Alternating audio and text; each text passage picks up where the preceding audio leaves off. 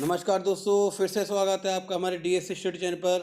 तो दोस्तों, जैसा कि मैं आपको प्रैक्टिस सेट करा रहा था, तो दोस्तों मैं आपके लेकर आया हूँ पर्यावरण अध्ययन यानी ईवीएस के प्रैक्टिस सेट नंबर 5। तो दोस्तों, इससे पहले मैं आपको 4 प्रैक्टिस सेट और करा चुका हूँ। अगर आपने वो नहीं देखे तो एमपीटेट के नाम से जो प्ले लिस्ट बनी है उसमें जाकर आप देख सकते हैं। दोस्तों, मैंने हिंदी और बाल विकास के भी 5 प्रैक्टिस सेट कराए हुए हैं। तो दोस्तों, वो आप ज़रूर देख के जाएँ। अगर आपने एनालिसिस देखे होंगे एमपीटेट के, तो जो हमने दोस्तों प्रैक्टिस सेट कराए हुए हैं लगभग उसी में से आपके प्रश्न फंस रहे हैं। तो दोस्तों, वीडियो को एंड तक ज़रूर देखें। दोस्तों, अगर चैनल पर नए हैं तो डीएसएस चैनल को सब्सक्राइब करें। चलिए दोस्तों, शुरू करते हैं आज का पहला प्रश्न। निम्न में से कौन सा कथन सही है? ए, एकल परिवार में दहेज प्रथा सामान्य बात है। बी, एकल परिवार में बाल श्रम सामान्य बात है। सी, दहेज तथा बाल श्रम सामान्य बुराइयां हैं। या फिर डी, दहेज तथा बाल श्रम शहरों में सामान्य बात है। तो दोस्तों, इसमें से आपको कौन सा कथन सही होगा? तो दोस्तों, इसका उत्तर होगा हमारा ऑप्शन नंबर सी, दहेज तथा बाल श्रम सामाजिक बुराइयां हैं। चलते हैं दोस्तों अपने अगले प्रश्न की तरफ। तप्त भोज जल से किस प्रकार की ऊर्जा प्राप्त होती है? ए, जल विद्युत ऊर्जा। बी, सौर ऊर्जा। सी, भूतापीय ऊर्जा। या फिर डी, नाभिकीय ऊर्जा। तो दोस्तों, तप्त भोज जल से भूतापीय ऊर्जा हमारी प्राप्त होती है। तो दोस्तों, इसका उत्तर होगा ऑप्शन नंबर हमारा सी। चलते हैं दोस्तों अपने अगले प्रश्न की तरफ। एस्किमो अपने घर इग्लू का निर्माण बर्फ से करते हैं, इसका क्या कारण है? ए, बर्फ ठंडी हवा और पानी को अंदर नहीं आने देता। बी, बर्फ की दीवारों के बीच मौजूद हवा अंदर की गर्मी को बाहर जाने से रोकती है। सी, बर्फ मुफ्त में मिलती है और अन्य सामग्री की कीमत अधिक होगी। या फिर डी, ध्रुवीय क्षेत्र में केवल बर्फ ही उपलब्ध है। तो दोस्तों, इसका उत्तर होगा हमारा ऑप्शन नंबर बी, बर्फ की दीवारों के बीच मौजूद हवा अंदर की गर्मी को बाहर जाने से रोकती है। चलते हैं दोस्तों अपने अगले प्रश्न की तरफ। चावल को पॉलिश करने पर कौन सा विटामिन नष्ट हो जाता है? तो दोस्तों, चावल को पॉलिश करने पर कौन सा विटामिन नष्ट हो जाता है? ए, एस्कोर्बिक अम्ल। बी, कैल्सिफोरल। सी, थायरोक्सिन। या फिर डी, थायमिन।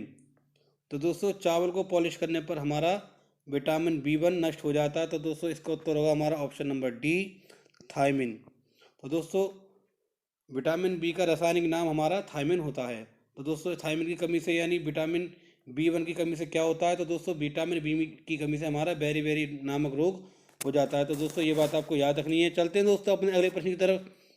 यदि एक अध्यापक आलू चावल ब्रेड व शक्कर के उदाहरणों का सहारा लेता है तो वह क्या पढ़ाना चाहता है? A, vitamin.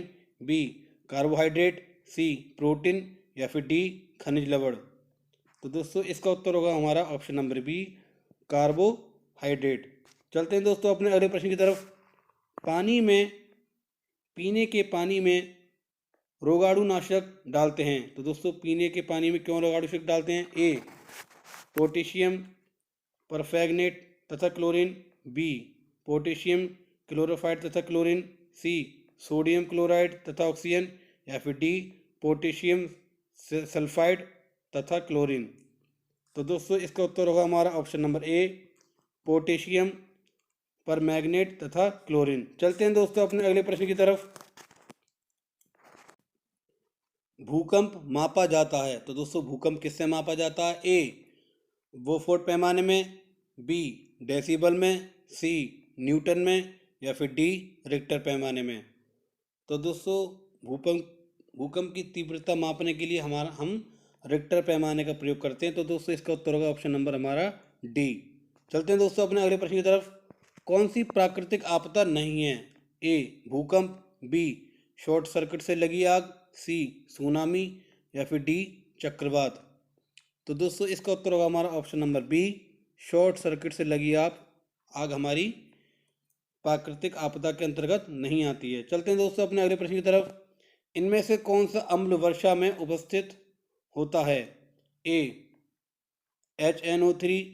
B, H2SO4। C, CH3COOH। या फिर डी, ए और बी दोनों। तो दोस्तों, इनमें से कौन सा अम्ल वर्षा में उपस्थित होता है? तो दोस्तों, इसका उत्तर होगा हमारा ऑप्शन नंबर डी, ए और बी दोनों यानी H2SO4 और CH3 COOH। चलते हैं दोस्तों अपने अगले प्रश्न की तरफ। निम्न में से किस स्तर से नीचे जाने पर ओजोन परत में छिद्र की संख्या दी जाती है? ए 800 DU, बी 400 DU, सी 200 DU या फिर डी उपरोक्त में से कोई नहीं। तो दोस्तों ओजोन छिद्र को डॉल्टन इकाई में मापा जाता है। तो दोस्तों डॉप्सन यूनिट, यानी इसका उत्तर होगा हमारा 200 डॉप्सन यूनिट। चलते हैं दोस्तों अपने अगले प्रश्न की तरफ। निम्न में से कौन सी खरीफ की फसल नहीं है? तो दोस्तों इसका उत्तर होगा हमारा ऑप्शन नंबर सी, गेहूं हमारे खरीफ की फसल नहीं है। तो दोस्तों बात करें खरीफ की फसल की, तो दोस्तों जून जुलाई के महीने में जो बोई जाने वाली फसल है उसको हम खरीफ की फसल कहते हैं। और दोस्तों खरीफ की फसल के अंतर्गत कौन कौन सी फसलें आती हैं? तो दोस्तों खरीफ की फसल के अंतर्गत हमारे चावल, गन्ना और मक्का आते हैं। चलते हैं दोस्तों अपने अगले प्रश्न की तरफ। कुछ जानवर रात में जागते हैं। ये जानवर हर चीज़ को जिन रंगों में देखते हैं वे हैं। तो दोस्तों वे कौन से रंग हैं? ए बैगनी और नीला, बी हरा और पीला, सी काला और सफ़ेद या फिर डी लाल और संतरी। तो दोस्तों अगर आपने मेरी पहली वीडियो देखी होगी तो दोस्तों ये प्रश्न मैंने उसमें कराया हुआ है। तो दोस्तों इसका उत्तर होगा हमारा ऑप्शन नंबर सी, काला और सफ़ेद। चलते हैं दोस्तों अपने अगले प्रश्न की तरफ। किस वर्ण की उपस्थिति के कारण पौधे हरे होते हैं? ए कैरोटीनॉइड, बी लाइकोपिन, सी एंथोसायनिन या फिर डी क्लोरोफिल। तो दोस्तों बहुत ही इजी क्वेश्चन है, इसका उत्तर होगा हमारा ऑप्शन नंबर डी, क्लोरोफिल के कारण हमारे पौधे हरे होते हैं। चलते हैं दोस्तों अपने अगले प्रश्न की तरफ। पर्यावरण सुरक्षित ईंधन है। तो दोस्तों पर्यावरण सुरक्षित ईंधन किसका है? ए डीजल, बी लकड़ी, सी गैस या फिर डी केरोसिन। तो दोस्तों इसका उत्तर होगा हमारा ऑप्शन नंबर सी, गैस। चलते हैं दोस्तों अपने अगले प्रश्न की तरफ। तो दोस्तों क्वेश्चन नंबर 135 देखिएगा आप। यहाँ पर एक सूची दी हुई है दो। तो दोस्तों सूची 1 में आपका कुम्हार, लोहार, राजगीर और दर्जी हैं। और दूसरी सूची में हमारे कपड़े की सिलाई, लोह निर्मित चीज़ों का निर्माण, भवन निर्माण और मिट्टी की चीज़ों का निर्माण है। तो दोस्तों इन सूचियों को आपको मिला के लगाना है। तो दोस्तों ये आप देख लीजिएगा। तो दोस्तों मैं इसका आपको उत्तर बता दे रहा हूँ। इसका उत्तर होगा हमारा ऑप्शन नंबर ए, यानी कुम्हार जो है हमारा मिट्टी की चीज़ों का निर्माण करता है, और लोहार हमारे लोहे से निर्मित चीज़ों का निर्माण करता है, और राजगीर हमारे भवन का निर्माण करता है। और बात करें दर्जी की, तो दर्जी हमारे कपड़े की सिलाई का कार्य करता है। तो दोस्तों यह बात आपको याद रखनी है, आप आसानी से वहाँ पर कर लेंगे मिलान। यह आपको ज़रा ठीक से करना है एग्जाम में। चलते हैं दोस्तों अपने अगले प्रश्न की तरफ। अंतरिक्ष में जाने वाली विश्व की प्रथम महिला कौन थी? तो दोस्तों अंतरिक्ष में जाने वाली विश्व की प्रथम महिला कौन थी? और दोस्तों आपने मेरी अंतरिक्ष वाली अगर वीडियो देखी होगी तो दोस्तों इसका उत्तर आप बता पाएंगे। ए वैलेंटिना तेरेश्कोवा, बी यूरी गागरिन, सी कैलोरिन पोर्को या फिर डी सुनीता विलियम। तो दोस्तों अंतरिक्ष में जाने वाली विश्व की प्रथम महिला हमारी थी ऑप्शन नंबर ए वैलेंटिना तेरेश्कोवा। चलते हैं दोस्तों अपने अगले प्रश्न की तरफ। भारत के प्रसिद्ध मंगल ग्रह अभियान को डैश के नाम से बुलाया गया था। तो दोस्तों भारत के प्रसिद्ध मंगल ग्रह अभियान को किस नाम से बुलाया गया? ए BRO, बी SIS, सी MOM या फिर डी DAD।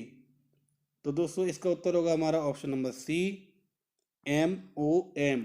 बात करें दोस्तों अगर MOM की फुल फॉर्म की, तो दोस्तों आपकी इसकी फुल फॉर्म होगी मार्स ऑर्बिटर मिशन। तो दोस्तों मार्स ऑर्बिटर मिशन की घोषणा कब हुई थी? दोस्तों इसकी घोषणा हुई थी हमारी 23 नवंबर 2008 को।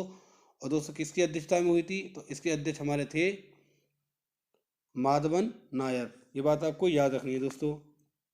केरल में फसल पकने यानी कटने की खुशी में कौन सा त्यौहार मनाया जाता है? तो दोस्तों ए बैसाखी, बी ओणम, सी पोंगल या फिर डी बिहू। तो दोस्तों केरल में फसल कटने की खुशी में आपका ऑप्शन नंबर बी ओणम त्यौहार आपका मनाया जाता है। चलते हैं दोस्तों अपने अगले प्रश्न की तरफ। भारत के किस राज्य को सोया प्रदेश कहते हैं? तो दोस्तों इसका उत्तर आपको ज़रूर बताना चाहिए। ए हरियाणा, बी मध्य प्रदेश, सी छत्तीसगढ़ या फिर डी बिहार। दोस्तों जैसे आप MP टेट का पेपर दे रहे हैं तो आपको MP से जुड़ी हुई सामान्य नॉलेज आपको होनी चाहिए, सामान्य ज्ञान होना चाहिए। तो दोस्तों इसका उत्तर होगा हमारा option number B, Madhya Pradesh में हमारे सोयाबीन की जो है फसल अधिक होती है। चलते हैं दोस्तों अपने अगले प्रश्न की तरफ। मध्य प्रदेश की सीमा कितने राज्यों को स्पर्श करती है? तो दोस्तों आपने मैप देखा हो तो इसका उत्तर आप बता पाएंगे। तो दोस्तों A 7, B 8, C 6 या फिर D 5। तो दोस्तों मध्य प्रदेश की सीमा हमारे 5 राज्यों से होके 5 राज्यों को स्पर्श करती है। अब बात करें वे 5 राज्य कौन कौन से हैं। तो दोस्तों 5 राज्य हमारे हैं उत्तर प्रदेश, राजस्थान, गुजरात, महाराष्ट्र और छत्तीसगढ़। चलते हैं दोस्तों अपने अगले प्रश्न की तरफ। प्राथमिक स्तर की अच्छी ईवीएस पाठ्यचर्या में होना चाहिए। ए, पाठ के अंत में अधिक अभ्यास प्रश्न सम्मिलित करना। बी, अपने आसपास को खोजने के अवसर प्रदान करना। बी, संकल्पनाओं की विस्तृत व्याख्या पर अधिक एकाग्रता। या फिर डी, पदों की यथार्थ परिभाषा पर अधिक बल देना। तो दोस्तों इसका उत्तर होगा हमारा ऑप्शन नंबर बी, अपने आसपास को खोजने के अवसर प्रदान करना। दोस्तों अवसर प्रदान करना, दोस्तों जहाँ भी आपको अवसर ज़्यादा से ज़्यादा दिए जा रहे हैं बच्चों को, उसका उत्तर हमारा वही होगा लगभग, चाहे वो CDP हो या फिर कोई भी सब्जेक्ट हो। चलते हैं दोस्तों अपने अगले प्रश्न की तरफ। निम्नलिखित में से दृश्य श्रव्य सामग्री है। तो दोस्तों दृश्य श्रव्य की सामग्री कौन सी होती है। तो दोस्तों वे सामग्री जिनकी सहायता से हम देख या सुन सकते हैं उसे हम दृश्य श्रव्य सामग्री कहते हैं। दोस्तों इसका उत्तर होगा हमारा ऑप्शन नंबर सी, टेलीविज़न हमारे दृश्य श्रव्य की सामग्री के अंतर्गत आती है। चलते हैं दोस्तों अपने अगले प्रश्न की तरफ। पर्यावरण शिक्षा से क्या लाभ है। तो दोस्तों ए, पर्यावरण के महत्व का ज्ञान। बी, पर्यावरण प्रदूषण के कारणों की जानकारी। सी, प्रदूषण के प्रभाव से बचने के उपाय ज्ञात होते हैं। या फिर डी, उपरोक्त सभी। तो दोस्तों इसका उत्तर होगा हमारा ऑप्शन नंबर डी, उपरोक्त सभी पर्यावरण शिक्षा के लाभ होते हैं। चलते हैं दोस्तों अपने अगले प्रश्न की तरफ। समूह कार्य से पर्यावरण अध्ययन कर रहे बच्चे की सामाजिक व्यक्तित्व विशेषताओं के आकलन के लिए निम्नलिखित में से कौन सा उपकरण सर्वाधिक उपयुक्त होगा। ए, निर्धारण मापनीय। बी, दत्त कार्य। सी, कागज पेंसिल परीक्षण। या फिर डी, मौखिक प्रश्न। तो दोस्तों इसका उत्तर होगा हमारा ऑप्शन नंबर बी, दत्त कार्य। चलते हैं दोस्तों अपने अगले प्रश्न की तरफ। निम्नलिखित में से कौन सी ईवीएस कक्षा में गतिविधियां हैं। ए, चित्र खींचना। बी, फील्ड भ्रमण। सी, श्यामपट्ट का प्रयोग। या फिर डी, उपयोग सभी। तो दोस्तों पर्यावरण अध्ययन शिक्षण में चित्र खींचना, भ्रमण करना और श्यामपट्ट का प्रयोग करना, ये सभी हमारी इसके अंतर्गत आती हैं। तो दोस्तों इसका उत्तर होगा ऑप्शन नंबर हमारा डी। चलिए दोस्तों अपने अगले प्रश्न की तरफ। निम्नलिखित में से कौन एक पर्यावरण शिक्षा का उद्देश्य नहीं है। तो दोस्तों आपसे नहीं है पूछा है। ए, पर्यावरण से संबंधित ज्ञान। बी, प्रदूषण की समस्या। सी, सामाजिक चेतना। या फिर डी, जनसंख्या नियंत्रण। तो दोस्तों इसका उत्तर होगा हमारा ऑप्शन नंबर सी, सामाजिक चेतना पर्यावरण शिक्षा का उद्देश्य नहीं है। चलते हैं दोस्तों अपने अगले प्रश्न की तरफ। सामाजिक विज्ञान के संदर्भ में पर्यावरण अध्ययन पढ़ने का निम्नलिखित में से कौन सा उद्देश्य नहीं है। ए, इसे बच्चे को मुख्य शब्दावली का सही परिभाषा याद करने योग्य बनाना चाहिए। बी, इसे शिक्षार्थियों के विद्यमान विचारों और अभ्यासों पर प्रश्न करने के योग्य बनाना चाहिए। सी, इसे बच्चों को समाज के लिए जिम्मेदार सदस्य के रूप में बढ़ने के योग्य बनाना चाहिए। या फिर डी, इसे बच्चों को संस्कृति अभ्यासों में विविधता का सम्मान करने योग्य बनाना चाहिए। तो दोस्तों इसका उत्तर होगा हमारा ऑप्शन नंबर ए, इसे बच्चों को मुख्य शब्दावली की सही परिभाषा याद करने योग्य बनाना चाहिए। चलते हैं दोस्तों अपने अगले प्रश्न की तरफ। बच्चों में सामाजिक भावना का विकास करने के लिए निम्न में से कौन सा प्रयास सर्वोत्तम है। ए, विद्यालय में विभिन्न त्योहारों का आयोजन करना। बी, अभिभावकों को विद्यालय में आमंत्रित कर बैठकों का आयोजन करना। सी, बच्चों को स्वस्थ स्पर्धा के लिए तैयार करना। या फिर डी, विद्यालय में बाल मेला आयोजित करना। तो दोस्तों इसका उत्तर होगा हमारा ऑप्शन नंबर सी, बच्चों को स्वस्थ स्पर्धा के लिए तैयार करना। चलते हैं दोस्तों अपने अगले प्रश्न की तरफ।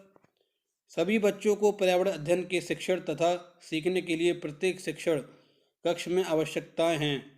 ए, संज्ञानात्मक या आयु उपयुक्त पाठ्यक्रम। बी, अनुकूल तथा धमकी रहित परिवेश। सी, स्कूल आधारित आकलन तथा आख्या प्रस्तुत करना। या फिर डी, उपरोक्त सभी। तो दोस्तों इसका उत्तर होगा हमारा ऑप्शन नंबर डी, उपरोक्त सभी। चलते हैं दोस्तों अपने अगले प्रश्न की तरफ। स्थानों, दूरियों और दिशाओं की सापेक्ष स्थिति को समझने की क्षमता है। तो दोस्तों ए, दिशात्मक कौशल। बी चित्रण कौशल, सी स्थितीय कौशल या फिर डी ग्राफिक कौशल। तो दोस्तों स्थानों, दूरियों और दिशाओं के सापेक्ष स्थिति को समझने की क्षमता को चित्रण कौशल या मैपिंग स्किल कहते हैं। तो दोस्तों इसका उत्तर होगा हमारा ऑप्शन नंबर बी। तो दोस्तों आशा करता हूँ आपको ये हमारी वीडियो अच्छी लगी होगी। तो दोस्तों अगर आपको ये वीडियो अच्छी लगी तो ज़्यादा से ज़्यादा शेयर करें, लाइक करें, सब्सक्राइब करें।